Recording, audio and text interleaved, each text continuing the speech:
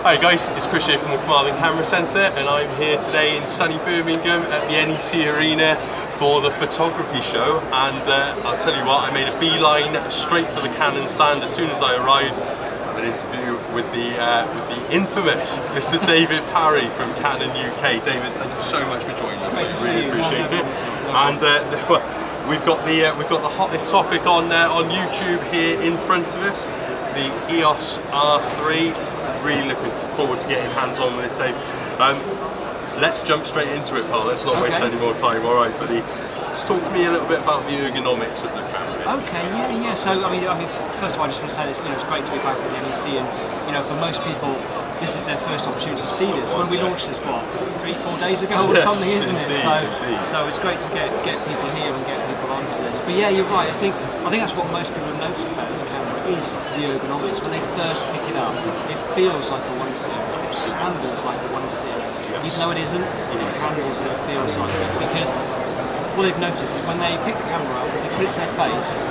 They don't have to then put it away again to find the buttons. That muscle memory on where the buttons are is the same. So up to your face, and you can start using it straight away.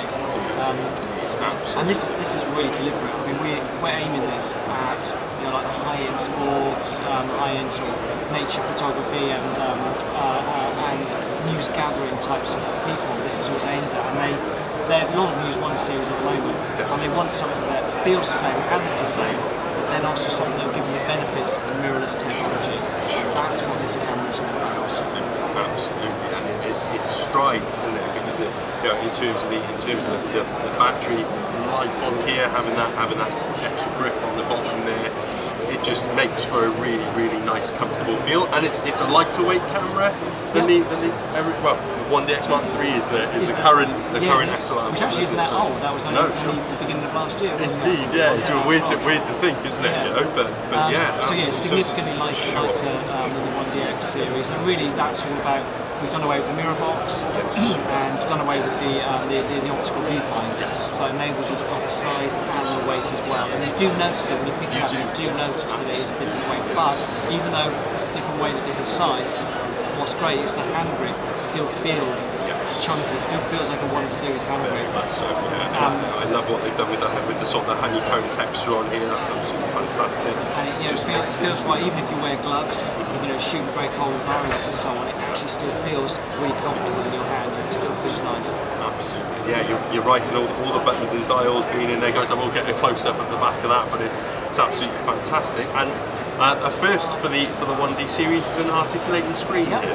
Yeah. So we've never had an articulating screen at this kind of level before. This is the first time we've had this, but I think us and also people have realised the benefits of having this variable angle screen. It far outweighs the danger of whether this could get damaged or not. I mean, they're very, very strong. You shouldn't really worry about that. There's no reason to worry about it. But the benefits of being able to flip it around is just absolutely great. And it's a fully articulated. It's also a touch screen as well, and the touch screen is fully active all the time. So whether you're using the menu or whether you're on playback or whatever. Touchscreen for pinch zoom, I think that's one of those things over the last 5 or 6 years to be able to do that and just zoom in on your image and see whether it's sharp or not, which it always is absolutely beautiful. It's a violent burst into 2021, isn't it? Yeah, absolutely, definitely. Yeah. But you would probably say yourself that anybody going to sort of minus climbs probably better off with the 1D series still. Absolutely. So this is where the difference is between the 3 series and the 1 series. Sure. So the 1 series are more durable products. When I say durable, I'm not talking about weatherproofing, because the weatherproofing on this has its resistance to rain between this and the 1 series is the same. But the 1 series is more durable. So the buttons, the controls, the dials, the body has been tested to the nth degree of the 1 series. So if you're going to, as you were saying just now, like minus 40 degrees or something like that, or if you're going to deserts and so on, we would still recommend you use a 1 series because it has that history, it has that's been tested in those truly extreme circumstances. That's a worthy point to make sure people understand. Definitely. So jumping in just under the hood there. Brand new sensor in the camera. Yes, so it's 24.1 million pixel sensor. So there's been a lot of interest in that sort of megapixel. People asking why haven't you gone for higher megapixel, this kind of thing. So as I mentioned earlier, this is aimed at the sports, action, wildlife, and news gathering fields. And what these people need is they need a really good balance of resolution, low light capability, and file size as well. Now, okay, could put 50 million pixel sensor in there or whatever, but the file sizes, especially if you shoot 14-bit RAWs, are absolutely huge. If you need to get these images off to a function desk or something really, really quick, or you're shooting at 30 frames per second, that's a lot of memory. That's a lot of files. So to have 24 gives you that lovely balance now of low light capability, speed, and also file size as well. Definitely. So it's so important. Definitely. It's back illuminated and snaps. Yes, There we go. Well done, They've given it RAM. yeah. That's it. There we go. They've given it some RAM. So what's really important about that, I think, is once again it comes back to the speed. Yes. So if you can, so the back illuminated stacked sensor gives you ability to get the information off the sensor incredibly quick. Yes. Not quite like a global shutter speed, but appreciate really, really fast. And what this does, gives you ability to shoot at 40 frames per second. Yes. 40. Gives you ability to shoot at 30 frames. Going ahead of myself. There we go, guys. 30 frames. Yeah. Gives you ability to shoot at 30 frames per second. Sure. Gives you the great video capability, but also it really does mean that you can shoot in real low light conditions as well. Yes. Yeah, it really does give you the ability to do that. But one of the other things that's great is also because you can get that, you've got that speed there, is the rolling shutter. Yes. So the rolling shutter's been improved as well. Yes. That's one of the things, especially when you shoot with a digital an electronic shutter. Yes. You get that rolling shutter. The back has been reduced on that as well. There we go. Can't fault it. We can't fault it. And it would be silly of us not to touch on the video shooting capabilities of the camera as well. So 6K, I believe, is a maximum of 60 frames. 6K raw capability on there as well. You can oversample and also get 4K from this as well. You can do the HDR EQ. You've got log features on here. So the video features, it's great to think about it, very similar to the R5. They've got the lower bit rates and this kind of thing as well. But what's interesting, because this is an oversample rather than masking, we're saying that the image quality on this could be better than what you get off the R5. Yeah. So the 4K 120 has been improved on image quality as well. So I think the big spec for video, I think a lot of people are interested in, is how long you can shoot. So this is, as you can see, this is a very big body compared to other products that we've got. All the components inside here are further apart. You've got magnesium alloy body, which dissipates heat really well. You've got a bigger battery, which therefore gives you the ability to shoot for longer. So that the shooting times on here is extended over what you have on other products we've got, simply because of the size of the product. So you'll find the limiting factor now is more about the memory and the battery rather than heat buildup. Than the heat buildup, of course. Just getting onto the memory cards, dual memory card slot on the camera here. UHS 2 and CF Express. Last time. CF Express. I almost got there. I almost said CFast then, yeah, but CF Express. CF Express. So it's the B-type card. That's the B-type card there. It is brilliant. Which is, I love the way it's got SD in there as well. Yes. Like I say, you were saying about news gathering and this kind of thing. You can get an SD card anywhere. You can drive into a petrol station. You can pick up an SD card. Absolutely. It's great to have that versatility there. For sure, absolutely. So that no stone unturned, as it were. And then we're getting into another new feature on here. Just before getting to the autofocusing system, was the hot shoe of the camera. I believe that this has had a bit of an upgrade as well. This is great. So it is a standard size hot shoe. So all of your, so don't panic. All of your standard accessories will fit on here. Sure. But what we've got is we've got an extra connection of pins under here. And there's actually 21 pins in there. And what we've done with this, what's great about this, is this gives you a two-way communication between the camera and the accessories, which means that you can control the accessory from the camera, so you can use the menu on the back to control the accessory. But what I absolutely love is you can power the accessory from the camera. And I use the microphones quite often. The microphones that you slot at the top. And sometimes when you get those, there's a CR2032 battery inside them, and I can never remember how much that's. How long has that been in there? How long has it got? And you never know. But if you use it with the new microphones, put it on here. You're taking power from the camera, so you don't have to worry about that at all. That's great. Excellent stuff, excellent stuff. Awesome. So that's, again, another really, really handy, useful feature for the intended market. Yes, absolutely. For that intended market. So, brilliant stuff. And then, there we go. So, I mean, the hottest topics there, new autofocus system, and obviously all the craziness that's going on inside here as well. But let's start with that, if that's okay, David. So, autofocusing.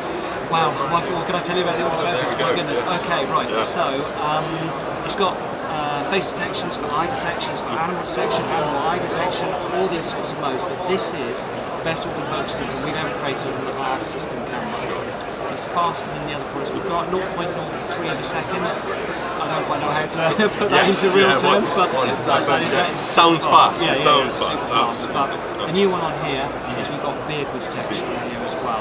Now it's using what we call the deep learning technology, which is we launched that on the 1DX series, and what we've done is we've trained this autofocus system to recognise vehicles. And when I say vehicles, we're talking about saloon cars, we're talking about rally cars, we're talking about Formula 1 cars, open cockpit cars, we're talking about GT cars, those sorts of vehicles. Also motorcycles as well. It'll also recognise helmets as well. So motorcycle helmet, or if you've got once again an open cockpit, you can concentrate on the helmet rather than the vehicle. So those are the vehicles we're intending for. It's not, when we say vehicles, it's not every vehicle. It's not, of course. Golf carts and JCBs, although probably would work, but it's not intended towards those vehicles. Appreciate that. There we go. That's for full disclaimer, by the way, guys. Right? And then you couple all of that fantastic new stuff that's crammed in here with the eye control AF. Talk us through that a little bit, David. So, do we say that's old new technology or new old technology? Whichever way around you want to do it, I suppose. Yes, absolutely. Because it's not something that's new to Canon. No. But I suspect that you've probably given that again another violent shove into the 21st century, as it were. Yeah. So we've had this kind of technology once before. We had it in. Was it the EOS 3, which is film camera, EOS 5, 50, and I think there was another one. Yeah, if anyone knows, there we go. They'll comment. Give us a drop in the comments. Tell the guy from Canon what it was because he can't remember. But we've now got a new eye detect system on here. Now, what this is about is it's about the initial acquisition of your subject. Okay, this isn't about tracking a moving subject. So if you've got a bird in the top right-hand corner, it flies down to the bottom left-hand corner, you won't track it with your eye. It's not how it works. The reason being is your eye has an erratic movement. It scans. What it's about is about that initial acquisition. So at the moment, if you want to move your AF pointer around, you use the joystick on the back, whether it's the optical one on here or whatever, use the joystick, or you use the screen to move the AF point around. Now you can use your eye, so you can just look. So if you've got, go back to birds again, you've got 3 birds in the sky, you want to photograph the bird on the left, you look at the bird on the left, your autofocus point will start there. Then what you do is you activate the AF by pressing the shutter button or back button, or however you activate the AF. The camera will then take over and track that subject, however you find the camera set up. So it's about that initial, moving about that initial AF. And I was testing it recently, did some motor racing with it, and was just absolutely, even with me wearing glasses, I was staggered how well it worked. It works when you're concentrating on the subject, when you make that definite look to that subject and look at it, it's there. AF takes over. Then you can look elsewhere then, because you know the camera's following that AF over. And what I did as well is 2 cars next to each other. I looked at one car, activated the autofocus, then looked at the other car, thought, oh actually, that looks quite interesting. Took the finger off, back on, boom, it's shifted. Yeah. Wow. Very, very clever system. Absolutely. And that is so straight out of the box when you get your R3, you calibrate your eye to the viewfinder. So everybody holds their camera slightly different to their face, different orientations and this kind of thing. So we recommend calibrating the system. Calibrate it in different orientations and this kind of thing as well. And then we also recommend fine-tuning the calibration for the environment that you're shooting in. So if you calibrate it when you're sat in your lounge at home, if you go to a racetrack and it's really bright there, the ambient light's going to affect how it works. So do a fine calibration when you're out there, and what you'll find is you'll get more and more and more accurate the more you calibrate. There we go. So there we go. It's well And I believe that's customized, so you can save down your calibration into the menu if you've got multiple users of the camera. Absolutely, Excellent. yeah, you can save that calibration as well. There we go, brilliant stuff, absolutely brilliant stuff. Well, I think we've nailed all the key features I'm there. sure we that forgot was, something. almost certainly, guys, almost certainly. But no, listen, guys. The camera will be available for pre-order on Carmarthen Cameras' website, www.carmarthencameras.com. All the information and probably the bits that we missed, you will find on our listing for the camera there as well. Please don't forget to follow us on all social media, which is probably where you're going to be watching this video. So we'll drop links in the description. But David, thank you so much for taking time out of your day to speak to us. It's been really beneficial. I was like a kid at Christmas on the M5 coming down to Birmingham today, so yeah, and it's been really worthwhile. So thank you so much. No problem. Really appreciate Pleasure. it. Thank you, mate. Cheers. Take care. Thanks, guys.